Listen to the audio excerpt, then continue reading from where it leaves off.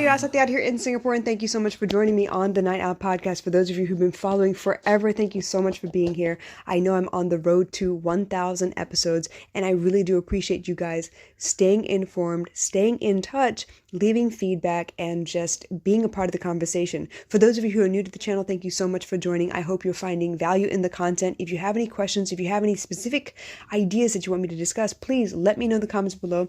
But in the meantime, sit back, enjoy, and I'm hoping that this gives you another piece of insight into human psyche, relationships 101, and just emotions in general. So today I wanted to talk about a post from Create the Love. He's one of my favorite accounts on Instagram, and I find a lot of his posts very thought-provoking. So this one is, for me, the definition of care and compassion. Show me the person who brings up my shit and then stays to clean it up with me. That's partnership. That's the kind of relationship I want. A little messy, just like me. Now, when he speaks about that, I think a couple of things, actually. The person who brings up my shit, which means anyone who has a conversation with me and suddenly realizes that I'm being triggered by a specific subject that you happen to be talking about. Now, if I'm triggered, that means something you said hurt my feelings. Now, if you're going to sit around and get offended that I got my feelings hurt, then we're going to have a tough time actually building on this relationship. But if you have a little foresight and a little bit of intuition, and you can tell that something you said upset me, and you care genuinely about my mental health, my well-being, I'm hoping that you're brave enough to ask me, hey, what is it? What's the matter? Why does this upset you? I'll give you a case in point. I think the truest friend I've ever had in my entire life would be my youngest brother. He brings up my shit all the time. He likes to rub it in my face sometimes, but he will make sure that I'm okay. He will make sure that he sits down and asks me, why is it that I'm upset? Where is this coming from? What is it that I think that I understand from what he said? Now, a lot of times he says things in a way that he's always said things, like when he was a little kid, right? So the way we used to fight when we were kids, I can still tell when we're adults. So there are trigger words, there are patterns of speech that he uses sometimes, and I can hear it through the phone when he grits his teeth, and I already know he's pissed off. So I get triggered at that point, and I want to either defend myself or fight him back somehow, and then the whole conversation is kind of lost. At some point, I'm going to have to slam down the receiver, and I'll take a little bit of time before I come back and call him and be like, all right, you know what? I was a little bit of an ass. Let's talk about this for a second. But that's what I think of when I think of the person who brings up my shit. But those people that stay to clean it up, as in to stay there, to understand that I'm still upset, not going to walk away because I'm pissed off. They're not going to leave me by myself. They're actually going to insist to be around, even if they're just sitting around next to me, right? They want to know what's going on. They want to understand what it is that I'm suffering through, so that maybe they can give me a little support or a little bit more understanding, or help me figure out where the hell it's coming from. Maybe it's something old that no longer bothers me, but the minute that it's brought up, I suddenly feel attacked. I suddenly feel like, people are judging me or thinking that I'm a bad person. So there's a lot of guilt, shame, and fear of judgment, fear of intolerance that I have to go through. And this is just me on a regular basis, right? I am not very touchy when it comes to most subjects. I can usually hold it inside myself, and then I go off into a corner and kind of think about things by myself. But there are very few people, and it's usually people I really, really am attached to and care very much about, that can really rile me up to the point that I will start yelling and screaming. I'm not a yeller or a screamer, you guys. When I went through labor, I didn't yell or scream. I kind of just, pushed, and that was it. I didn't scream, I didn't yell, I didn't grip anything or break anything or throw anything. I was real chill, right? And maybe it was epidural, maybe it wasn't, but seriously speaking, I have a high pain tolerance, and I usually don't lash out or make a big fuss when things are upsetting me. So for those people who are able to sit down with me and walk me through what it is that I'm upset about and help me understand, you know what, you're not wrong for feeling this way, but let's figure out where it came from. Is it something that's still in your presence that's really actually hurting you, or are you reliving a memory of something that has hurt you before? So these are the kinds of people I want around. That to me is a partnership, which means you're willing to sit through my shit.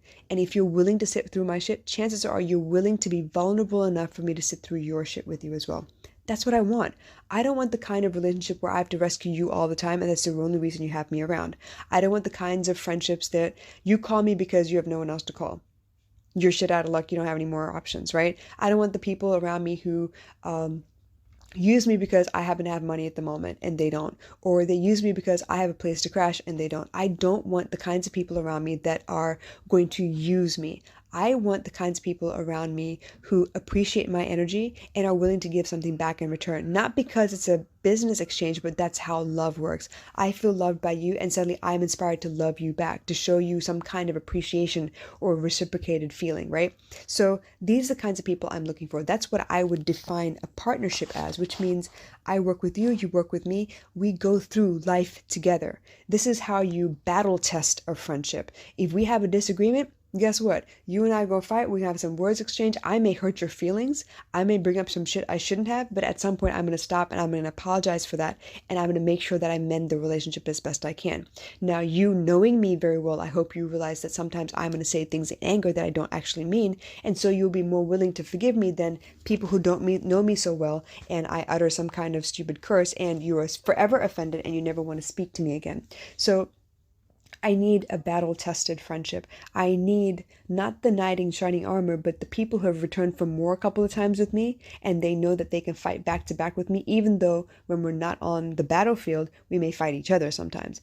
I need those kinds of people. Those people I know actually love me for me, not because of what I can do for them, not because of, clout by association or whatever. I am not part of, some kind of ride my coattails and you become famous too. Nothing like that. I need someone who sees me as I am, whether I have makeup on or not, whether I'm out in public or not, whether I'm chilling in my underwear and cooking in the kitchen and singing at the top of my lungs badly. I want you to know who I am and appreciate who I am.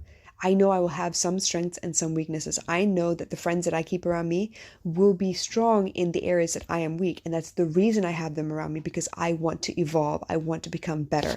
Those are the kinds of friendships that I want in my life. And I don't know about you, but I know that's going to be messy. In order to get to know somebody, they have to uncover some painful truths about themselves, things that they probably have been hiding from the rest of the world forever.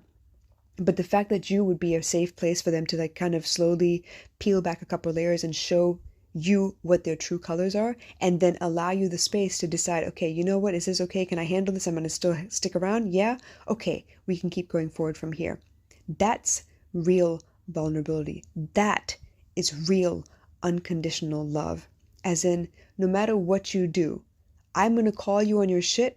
I'm going to support you when you need it, and I will be there whether you want me to, especially when you feel like you're going through dark times.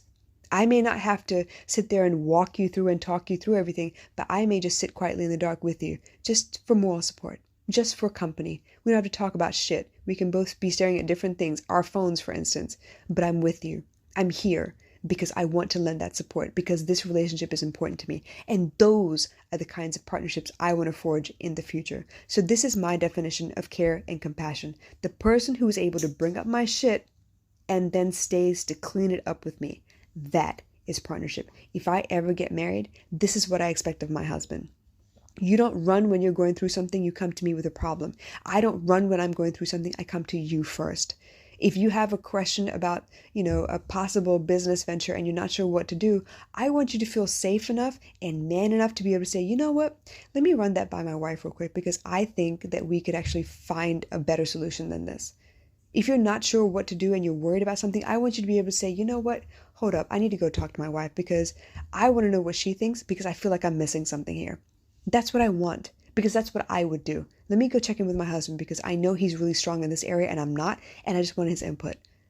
I want friends like that. I want soldiers around me.